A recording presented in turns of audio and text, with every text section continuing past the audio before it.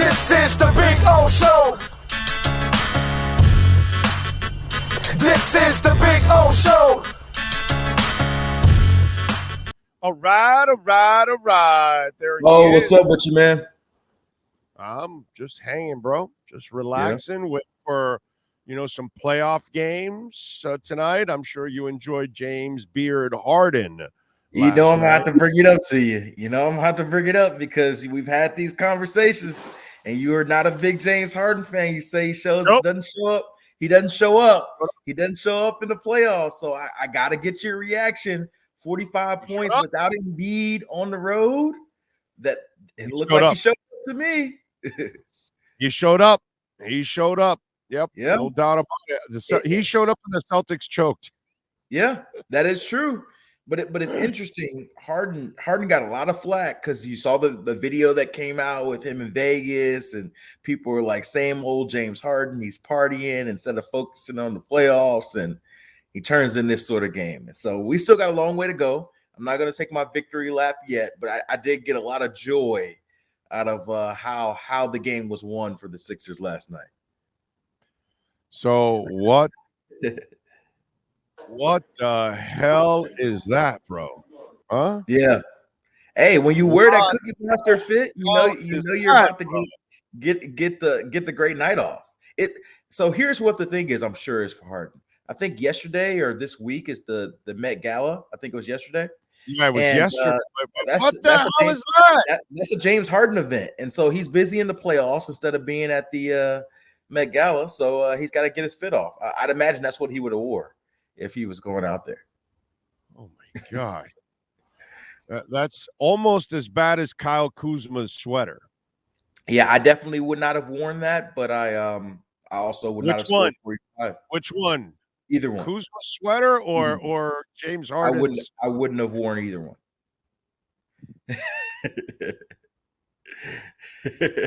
But like I said, if Dwayne Wade going deep sea fishing when he had those pants that were like all the way up to nearly to halfway through his calf or something. Yeah. See, I feel like I've got a lot more eccentric sometimes and the ideas I could wear clothing wise, but there's a limit to how far I'll push it. And Cookie Monster fit is beyond my limit. But I will say, if James Harden needs to wear a Cookie Monster fit to score 45 and lead us to beat the Celtics, then I absolutely am for it. And so whatever you got to wear, James, whatever you got to wear. Hey man, last night he responded, right? I mean, he did. And he hasn't had enough of those kind of moments. Actually, he hasn't. That's why I say you were right. But my thing was this year's felt different for the Sixers, and it's felt different for James. And a lot of the part of the season is they ask him to be a point guard, score about 20, assist about 10 or 11 a game. And when we need you to score, we need you to score. In this game, you don't have the big fella, the MVP. 33 points missing, the defensive elements missing, and he showed up. And so that's what you need him to do. And you stole a game on the road in the series where you didn't have Embiid. Now you could sit Embiid game 2 if you need to get him fully ready for game 3. And ideally, you got to make it a 5-game series. Even if they win game 2, Boston wins game 2, you make it a 5-game series and you got the big fella. And I'm with that. You got a 3-2 home road advantage on the game. So I'd take that as a win any day. So you're saying the Heat should rest Jimmy Butler since absolutely. I think the Heat and the Sixers should be in the same perspective with their stars, and that you already got one game. It'd be great to get 2, but I wouldn't want to sacrifice their health the rest of the series to try to steal one more game, which is obviously going to be more difficult. The Knicks are coming in; they're going to be hyped up, fired up, and they might win even with a 75% Jimmy. So I don't want to say you lay down and wave the white flag, but if you got a chance to get Jimmy 2-3 more days of rest and you got a better chance of getting 90% Jimmy, 95% Jimmy for the rest of the series, then I would take that chance. And same thing for Embiid. If you get a chance to get a 10 or 20% more of an Embiid the rest of the series by sending them one more game, then I'd do it. Yeah, dude, it's almost a whole week that he gets the rest if you keep him out this game.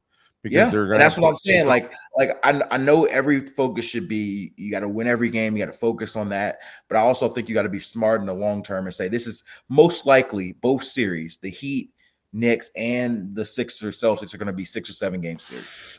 And so if it's going to be that case, then you got to make sure that your guy is going to be able to survive the series with his ailment. All right, your thoughts on the draft? I thought when you really look at it, Bradley Chubb in the first round, Cam Smith in the second, Jalen Ramsey in the third, Devon A-Chain in the third, Tyreek Hill in the fourth, Jeff Wilson Jr. in the fifth, Elijah Higgins in the sixth, and then Ryan Hayes in the seventh. The draft looks like an A+ actually. With what you were given 8 resources, and you maximize with those 8 resources, I think, what you could possibly do with that draft. So, when you take into account everything that was done with those picks, how do you look at it? Well, first, I see some people in here talking about the MVP. Embiid is definitely an MVP, not Jokic. Sorry, folks. Nobody's scared of Jokic, and Embiid is scared folks all through the way. Okay, putting that aside. About the draft. Actually, Jamal Murray's the guy that scares you. Jamal Murray scares me a lot more than Jokic. If Jokic is a really good complete player. He's a great passer, much better passer than Embiid. But I don't give MVPs out because you're a better passer. Well, no, but my point is, Jokic is awesome. He's fantastic, dude. He does everything. But if Jamal Murray is also balling, that's what really makes Denver super dangerous. Like you saw last night, he was off all night, and then towards the end, he started to hit baskets.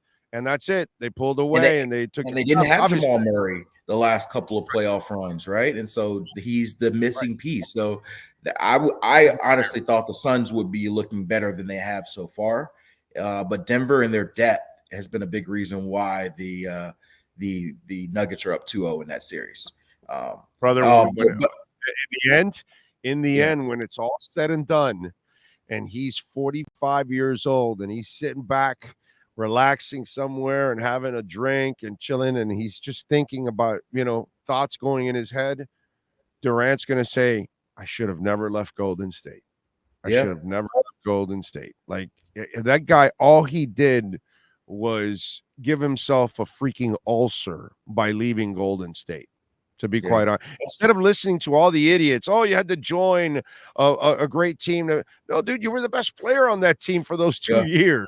Just keep riding it, bro. He could have won another 2-3 titles easily. It's crazy, dude. So he's going to regret it. It's just if he doesn't get out of this, you add another year to his body and the wear and tear and all that. It just, it's crazy. You're right about it. I think KD should certainly have more rings than he does, and he's probably going to go down with maybe 2 rings. It's a bummer. It's a bummer. Yeah. But so, on the draft, the draft question, we're getting sidetracked by basketball. It's playoff time. What can you expect? But on the draft, not a lot to talk football, man. It's just it's not. And this is really the last week of something fresh. We can talk about the draft, and then after that, it's like, are they going to sign Brandon Shell? We're going to be asking in June. That's going to be the main. By the way, my theory is they're not signing Brandon Shell and they're not signing Taylor Lewan. Why? Because Brandon Shell can't play left tackle and Taylor Lewan's never played right tackle. They will sign Cameron Fleming because he plays both and can swing and excel at both. Neither guy, the other guys we're talking about, do not excel at the other way.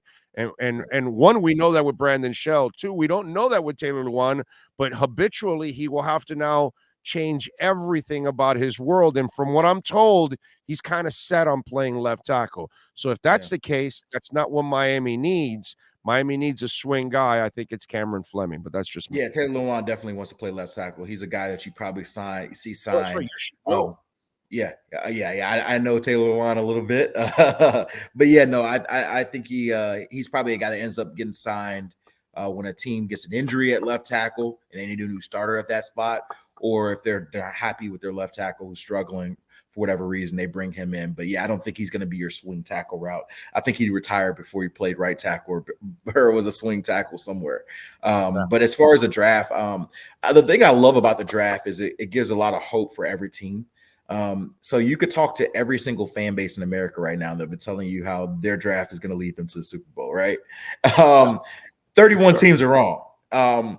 But here's what I'll say. Like, I try not to get caught up in the draft grades, who had a great draft, who had a bad draft type thing. But what I do think that I liked about, but not in this case, because there's a lot of established players with those picks. Right. That's why. And that's why I said what I do like about the Dolphins offseason is one of the big inefficiencies, I think, in the league is people overvalue draft picks. We do as fans too. We love the idea of the young player, you're under a rookie contract, the potential. This guy could become a star, but this guy could also become nothing. And so taking a chance on a Jalen Ramsey, who we know is a top 10 cornerback in this league, maybe top 5 for a third-round pick, to me is a great value, taking advantage of an inefficiency. Even if you got to pay him a contract, there's a 95% chance the third-round pick, every single third-round pick this year is not going to be the player that Jalen Ramsey is. And so you're getting that with that sort of pick. Bradley Chubb, we haven't seen it from him, but they feel like the value, seen it in that capacity for him yet, but they felt like the value for him is essentially a first-round value. And you look at some of the edge rushers in the draft, I say, okay, would you have rather had Bradley Chubb or Myles Murphy? That's probably essentially where you would have been there, the Clemson defensive end, right? And who knows, time will tell. But for the Dolphins making that move, they essentially said, hey, we'd rather have Bradley Chubb at this point. And so I like those moves. They got Fangio, which should get the best of Bradley Chubb. Absolutely, absolutely. A-Chain is going to be a great fun piece for McDaniel to have there. His speed is next level. They're going to be fast. Literally a track team. And so, Jeff McDaniel's Wilson Jr., your 5th-round pick. Yep. Raheem Mostert's there in the backfield. You got your 2 Tyreek and Jalen Waddle. It was so interesting talking to defensive coaches last year when they played the Dolphins about just how frustrated they were about the speed and the motion and how much it just created stress. Like, you're starting that game plan on Monday just like frustrated. And you added another weapon there. Now these guys got to stay healthy. A-Chain's a little smaller. Raheem Mostert and Jeff Wilson have had some injury issues, but you have 3 of them instead of 1. You feel a lot better about getting through the season in that perspective. And then Cam Smith, I know a lot of people were penciling in, hey, we need a tackle, we need a tight end. But Cam Smith, we talked about it a lot on this show, which tackle, which tight end they're going to take. But they clearly stuck to their board, and Cam Smith was in the first round for a lot of people, And so you get a guy like that who gives you short-term and long-term depth at corner. And, they kind of, we heard Greer and McDaniel kind of double down that Jalen Ramsey is a corner. But I think what this does do in game plan wise, it gives you more options. So whether it's Cam Smith or Jalen Ramsey, if you got a matchup that says, hey, we got to put somebody in the slot. We've got a monster receiver in the slot this week. We've got a Travis Kelce. We're facing that tight end. We want to send some blitzes. We want to send some blitzes off the edge because we need that speed off the edge. Put Jalen Ramsey in the star role that he was in with the Rams. Maybe it's just a 1 or 2 game situational thing, and then you could stick Cam Smith outside, but maybe they don't have a true bona fide outside number 1 receiver, and it gives you a fluidity with your game plan. And so you got to think chess, not checkers. Yes, you could fill a need and fill a tackle or a tight end, but if you got a 3rd-round tackle, 3rd-round tight end on your grade board, that's the top guy there, but you've got a 1st or 2nd-round cornerback, hey, I'm with it. I think that's the smart move. And so we'll see when you get these guys inside the building what it looks like, but I think this Dolphins team has set their roster up to compete with the Bills for that AFC East title, and then we'll kind of see from there. I'm with you. Yeah, I thought, overall draft-wise, what you did with your 8 picks, if you look at the big picture, I saw it as a very productive thing. All right, so I told you my theory on why it's going to be Cam Fleming and not the other guys. Yes, you did. Now let me give you another theory that is developing now. Okay. Last year, they signed a young man by the name of Tanner Connor. Okay. And they have stashed him on the roster. Mm-hmm. And this year they went and drafted a kid by the name of Elijah Higgins in the 6th round. Yep. So what I think is happening is that you have your online tight end in Smythe and Salbert, and maybe there's another guy coming. Who knows? Maybe when the June 1st release is or something. But I think he's developing an offline tight end. And so you're not going to pay that experiment $11 million. That's what you would pay. So instead, he gets a couple of cheap guys. One's an undrafted, and this year a drafted, and have those two guys battle out for one spot that may be on the roster and may not even be on the roster. We don't know. It's kind of an experiment of adding more speed on the field like he did with A-Chain, that he added another. I mean, think about it, dude. Waddle, Hill, A-Chain, and Mostert on one down. How the hell are you staying with that? What secondary, what linebacking core, what safeties are going to stay with those four guys? Not going to happen. You know what I'm saying? So I think he's developing an offline tight end.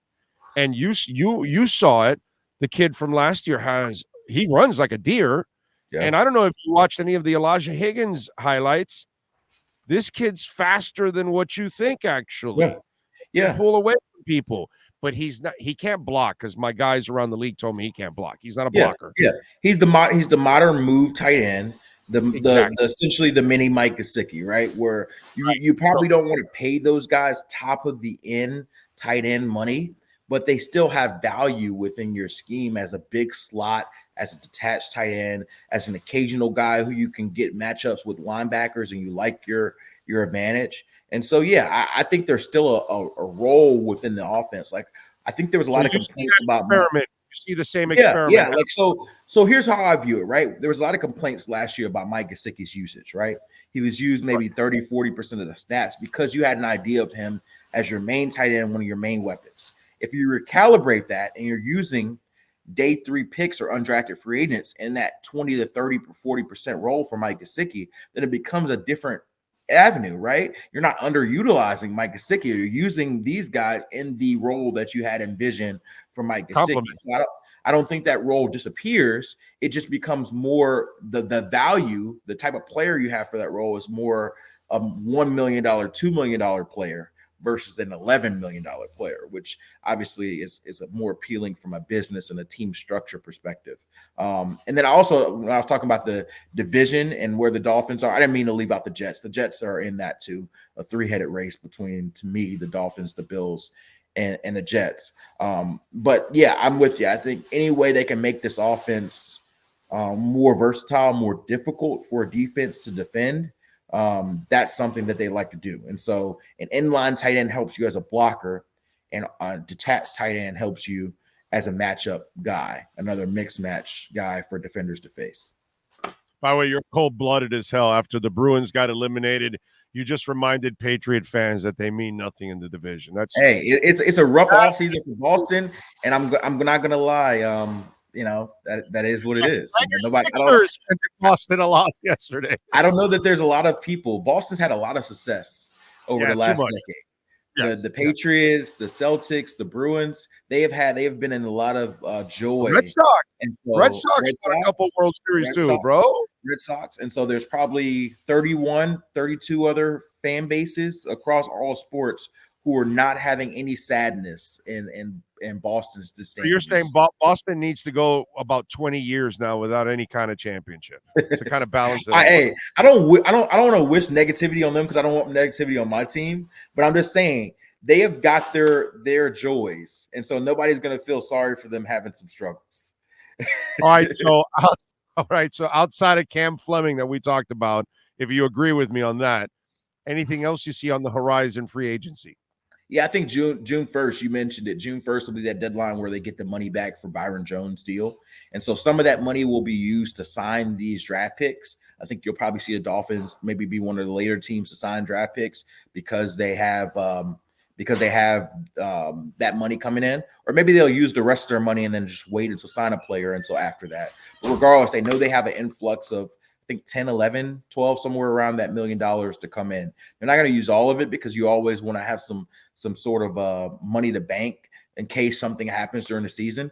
But it wouldn't shock me if they make one or two more moves that players that can actually play and add to this team. Tackle makes a lot of sense for one of those spots, maybe tight end, or even, you know, they've hinted to the fact that running back could be a spot that they continue to add to. Who knows? But maybe there's another another offensive weapon, and maybe there's another offensive tackle that would make sense there. And I still think that you're probably looking at a spot where you might need another linebacker there, whether it be on the off-ball side of things or as an edge rusher. So those would be the three spots I would look at and say, hey, you know, if they make a deal between June 1st and training camp, it wouldn't surprise me.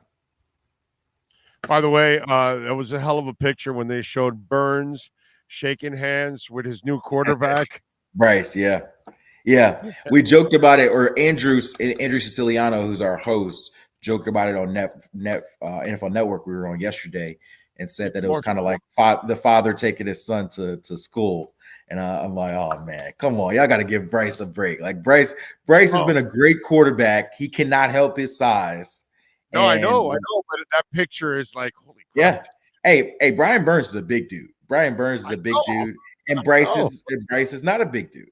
And so that is a very big contrast. It's like, what's that picture that used to go viral? Oh, Derrick Henry and Deion Lewis when they stood next to each other when they were both Titans. You got a 6'2", I think he's 6'3", 250-pound running back, and then you got a 5'7", 180-pound running back.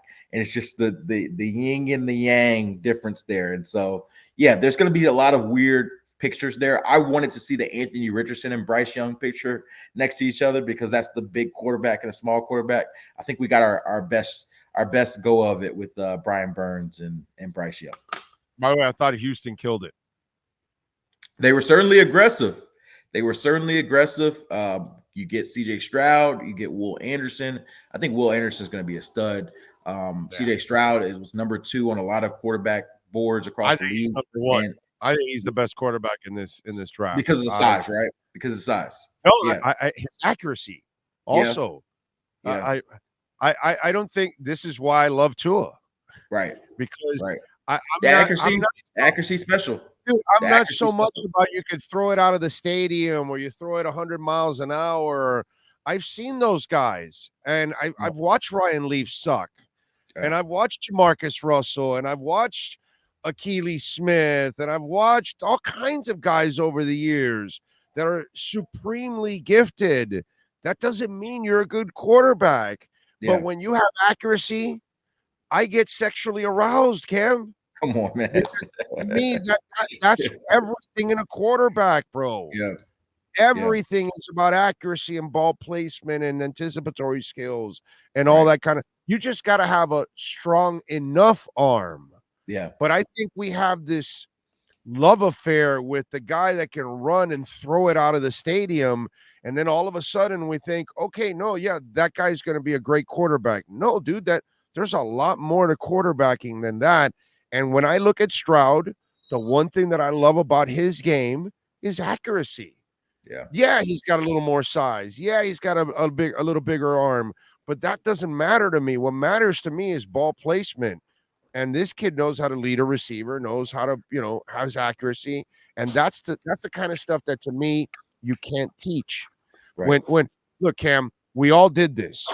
You go to the park by our neighborhood. There's a 3-on-3, there's a 4-on-4, there's a 5-on-5, maybe. Okay. And we got 2 guys are the captains usually, and you usually get the 2 guys that are probably the best quarterbacks out of the group, and everybody picks those guys. But when you pick those 2 guys, there's always one guy that's better than the other. And we all want to be picked on that team because we know that guy can throw it better than the others. Yeah. And why? Because here comes some kid from the other neighborhood. Nobody was playing at his park, but he came over, bike rode over. Hey, you guys playing? Yeah, come on over, join us. The guy that can throw never played with him. He just tells him, yeah, run a long one. And he throws it, and he lands right in front of him. And why? You can't teach that, bro. You just don't teach accuracy. And you either have that or you don't. You go to the bar, and there's some of us that can throw darts, and there are some of us that are hitting the bathroom door. Right, because you either have it or you don't, bro. It's just one of those things. And to me, that's the one trait to me that stands out for CJ Stroud that I really like. So yeah, he has a little more size. So yeah, he has a little more arm. But what I really like about CJ Stroud is that he's got accuracy. And to me, that's the most important trait. It's going to be a fun class to watch. 3 quarterbacks in the AFC South: Stroud, Richardson, and Levis. And then you got Young in NFC South. I'm going to cover a lot of these quarterbacks. I'm pumped for this. I think Anthony Richardson, keep an eye on him. He scares the shit out of me because of his guy. He's one of those guys where defensive coordinators are not going to want a game plan against him. He may have some games where he goes 11 of 22 for 170 yards, and people are like, what is he doing? And then he's going to have some games where he goes for 450 total yards and 5 touchdowns and wins a game on itself. And those are the ones that scare me more than anything else. And so watch that. Well, the one that scares me is the Jalen Hurts of the world, because it's the first time I actually see it, that the guy that comes in that's like an athlete actually really sharpens his accuracy. And that's what takes Jalen Hurts to the next level. And to me, if Richardson does that, and I think he will. I think he will. And Indy's going to look like a genius. We're about to go, but I will tease this. Next episode, I got to talk to you about Lamar Jackson and his deal. We have not talked about it. The deal. We talked about the agent and the fact that he didn't have an agent. Now he's the highest paid quarterback in football. And he would have made more money 2 years ago. You and I know that they would have added more to the existing contract with incentives and all that, and then the new deal would have started. He would have made more money in the long term if he I'm just saying for a guy who did not have an agent, he did pretty well for himself. Yeah, well, because he went off of you know what it is? Baltimore always wanted him. They were never trading him. I told you they were going to make it work. They had to go through this whole mess of let him go through his thing of let him find out what it's that thing that if you love someone, you let them go because you know they're going to come back. If they don't come back, they really never loved you. It was one of those things. It's Baltimore loves the kid. Look, man, all they've ever done is cater to the young man. They've embraced this kind of football where it's not normal to embrace this kind of football because this is not the kind of football that wins championships. And so you embrace it, and that's all they've done. But they let him find out that nobody's giving guaranteed deals, and he found out. But you and I know that a real agent would have had him making extra money after year 3 in his contract. That years 4 and 5 would have been incentive laden, and he would have added more to his thing. And then year 6, the new deal would have, or maybe year 5, the new deal might have started. Who knows? So we'll have a lot more discussion of this next time on Friday because I have a lot more to say. But I will say that he got the same deal that Jalen Hurts got with an extra $1 million in guarantees each year. So he got a little more. He did good in that sense, but he would have made more in the long run with a real agent. There's no doubt about that. All right, follow him on Twitter at Cameron Wolfe and catch his work there at the NFL Network. Cam, as always, thank you, my friend. Appreciate you immensely. All right, man. Have a good one. Thank you, sir. There you go. Make sure you follow him on Twitter and catch him there at the NFL Network. And